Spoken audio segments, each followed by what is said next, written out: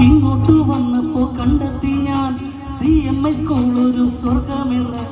നിങ്ങളെയൊക്കെയും കണ്ട നേരം അഡ്മിഷൻ വേണമെന്ന. ക്യാഷ് കൊടുത്തിട്ട് കാര്യമില്ല, 100% മാർക്ക് വേണം.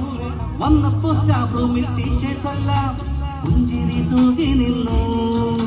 ചിട്ടയിൽ പോകുന്ന സ്കൂളിലൊന്ന് അച്ചടക്കത്തോടെ കുട്ടികളും CMI സ്കൂൾ ടോപ്പിലെത്താൻ കാരണക്കാര